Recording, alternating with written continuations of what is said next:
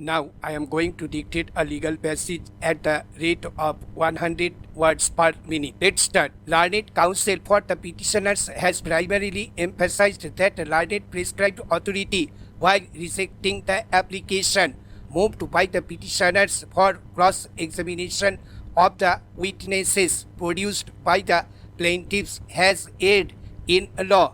He has also stated that while rejecting the application seeking permission to cross-examine the witnesses, the learned prescribed authority has not assigned any plausible reason.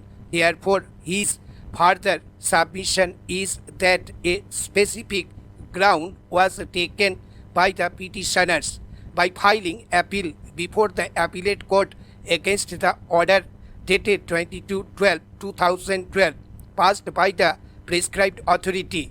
That learned prescribed authority has wrongly rejected the application seeking opportunity to cross-examine the witnesses, but learned appellate court has also not considered the said prior in its correct legal perspective. In this regard, he has submitted that application made by the petitioners before the appellate court was rejected on 22/11/2014, with the observation that the issue will be considered by the appellate court at the time of final hearing of the matter. However, while rendering the final judgment, the appellate court has not considered the said prior and has also not taken into account the ground raised by the petitioners related thereto. By observing that the application made by the petitioners stood rejected earlier, and as such there is no justification in considering the said application para.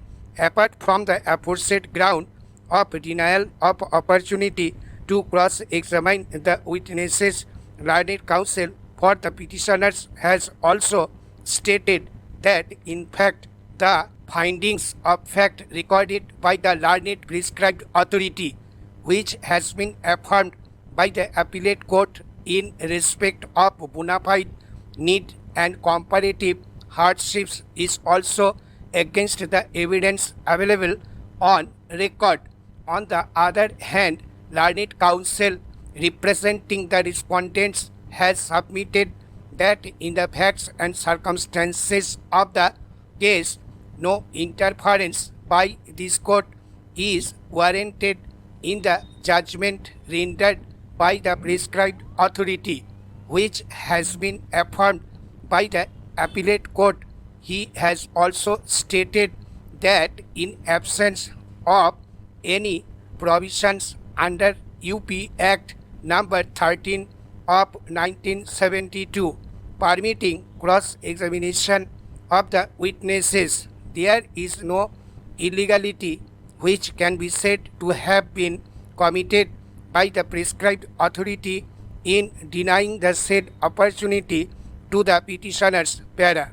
Taking up the first argument raised by the learned counsel for the petitioners, I may only refer to the contents of the application made by the petitioners before the prescribed authority.